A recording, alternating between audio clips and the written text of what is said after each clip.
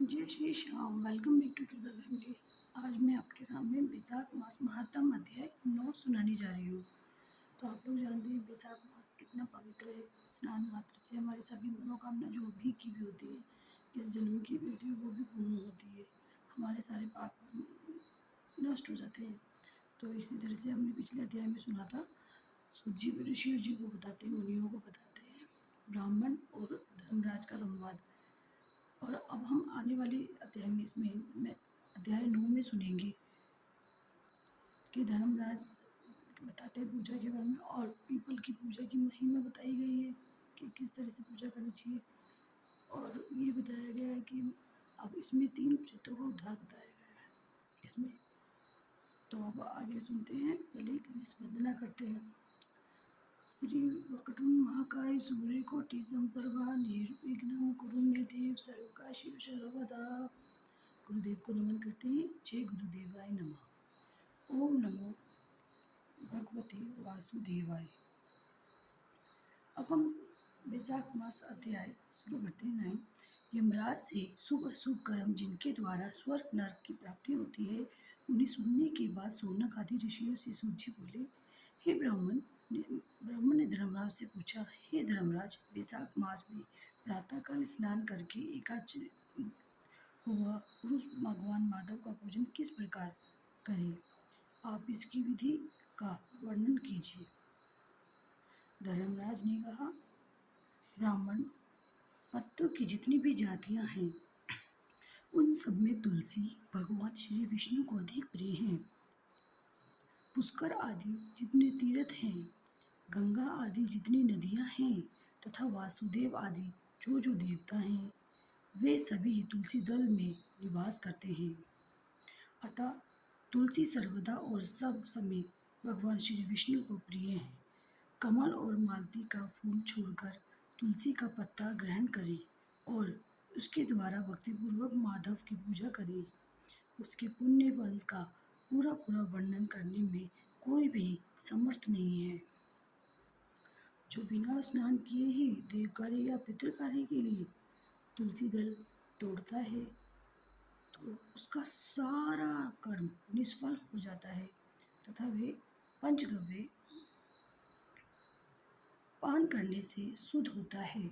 जैसे हरहर बहुत सारे रोगों को तत्काल हर लेती है, उसी प्रकार तुलसी दरिद्रता और दुख भोग आदि से संबंध रखने वाले से अधिक पापों को भी शीघ्र ही दूर कर देती है। तुलसी महारानी, तुलसी काले रंग के पत्तों वाली हो या हरे रंग की, उसके द्वारा श्री मधुसूदन का पूजन करने से प्रत्येक मनुष्य, विशेषतः भगवान का भक्त, नर से नारायण हो जाता है।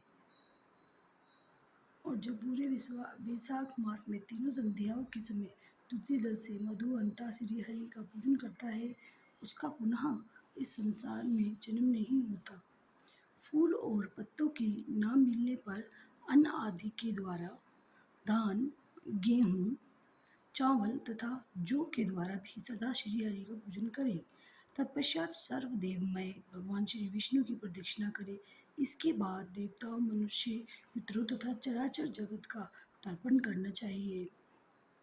पीपल को जल देने से दरिद्रता, कालकर्णी एक प्रकार का ये रोग होता है, तो दुष्वपन, दुश्चिंता तथा संपूर्ण दुख नष्ट हो जाते हैं।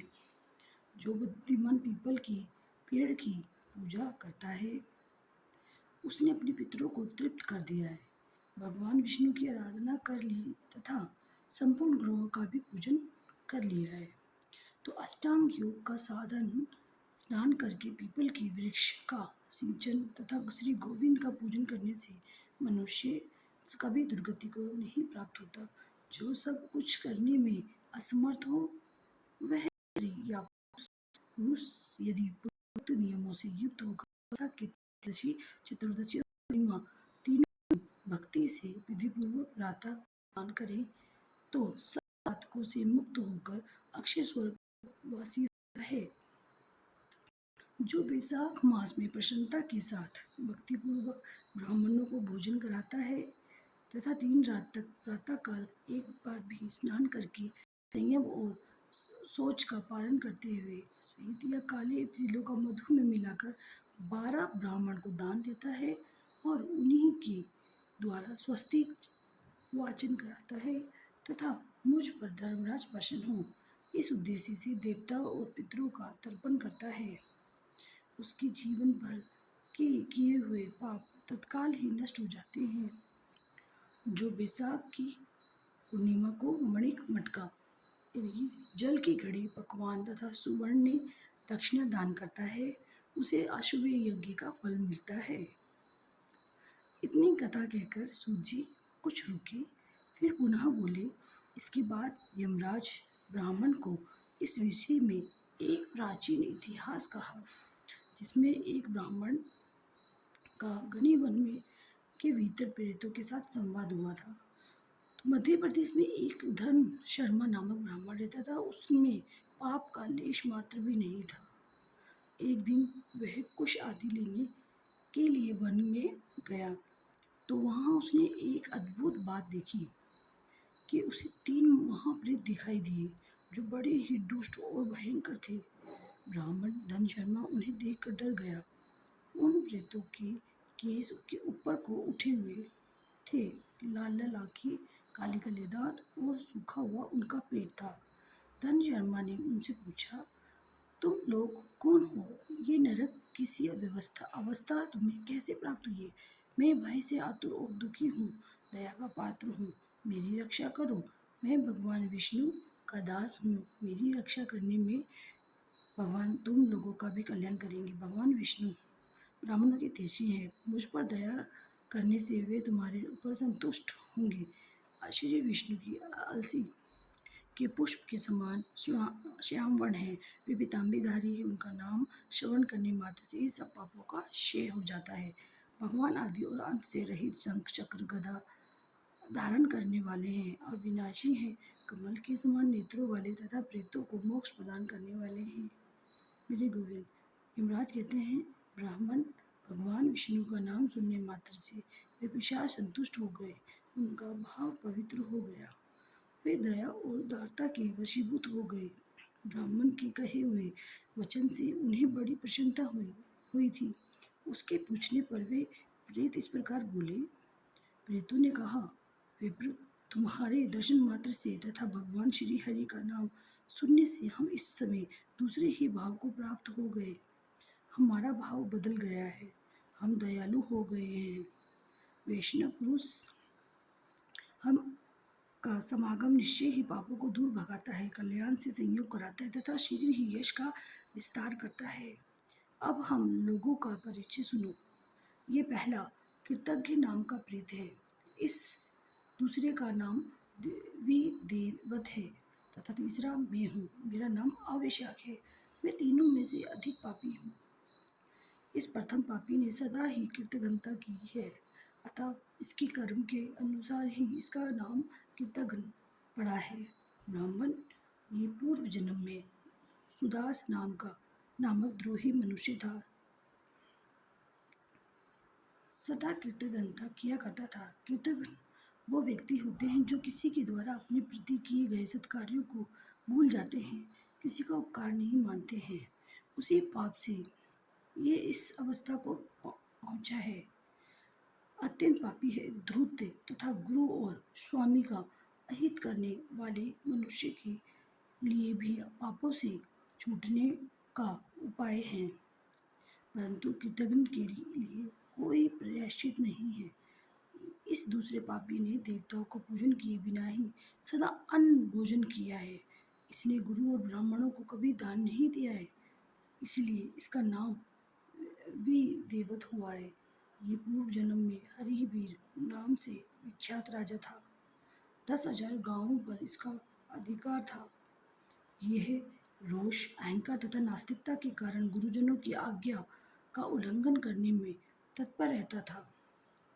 प्रतिदिन 5 महायज्ञों का अनुष्ठान किए बिना ही खाता और ब्राह्मणों की निंदा किया करता था। उसी पाप कर्म के कारण ये बड़े बड़े नरकों का कष्ट भोगकर इस समय विदेवत नामक प्रेत हुआ। अविशाख नामक तीसरा प्रेत मैं हूँ। मैं पूर्व जन्म में ब्राह्मण था, मध्य प्रदेश में मेरा जन्म हुआ था। मेरा नाम गौतम था और गोत्र भी गौतम ही था। मैं वासपुर गांव में निवास करता था। मैंने माधव मास में भगवान माधव की प्रसन्नता के उद्देश्य से कभी भी स्नान ही नहीं किया, दान और हवन भी नहीं किया। विशेषता वैशाख मास से संबंध रखने वाला कोई कर्म नहीं किया। वैशाख में मधुसूदन का पूजन नहीं किया तथा विद्वान पुरुषों को दान आदि से संतुष्ट नहीं किया। वैशाख मास की किसी भी पूर्णिमा को जो पूर्ण फल प्रदान करने वाली है, मैंने स्नान, दान, शुभ कर्म, पूजा तथा पुण्य के द्वारा उसके व्रत का पालन किया। इससे मेरा सारा विद्य फल निष्फल हो गया है। मैं आवेशाक नामक प्रेत होकर सब ओर विचरता हूँ। वैशाख महात्म अध्याय 9 संपूर्ण हुआ। तो इसी तरह से देखा इसमें कि जो लोग दूसरों का मतलब कभी भी किसी का उपकार नहीं मानते, काम करा लेते हैं पर उनका उपकार नहीं मानते, तो उन्हें नरक का यातना भोगनी पड़ती है। तो इस तरह से हमें दूसरों का उपकार भी मानना चाहिए और हो सके तो सत्कर्म करना चाहिए। देखो अब हमें ठाकुर जी इतनी अपॉर्चुनिटी देते हैं, ये दिए हैं वैशाख मास, कार्तिक मास, माघ मास। तो ये वैशाख मास तो सबसे अच्छा है क्योंकि इसमें देखो ना तो ठंड होती है ना इतनी गर्मी का मौसम होता है, तो सुबह उठने में दिक्कत नहीं होती। और इसमें जब दान वगैरह भी कर सकते हैं अपने सामर्थ्य के अनुसार। ठाकुर जी तो एक जल की बूंद से खुश हो जाते हैं और फिर तुलसी पात्र ही हम उनको भोग लगाते हैं, उससे भी खुश हो जाते हैं। तो बस करते रहो सत्कर्म, ठाकुर जी का नाम जाप करते रहो, ज़्यादा से ज़्यादा राधा राधा राधे कृष्णा जो भी राम, हमें नाम लेना है वो जपते जाना है। इसी तरह से और ठाकुर जी की ब्लेसिंग हमें भी मिलेगी, हमारी फिर फैमिली को भी मिलती जाएगी। एक ठाकुर जी की कृपा ही तो है जो मैं आपको कहानी सुना रही हूँ, आप सुन रहे हो, हम दोनों पे ही कृपा है। तो हरे कृष्णा, राधे राधे।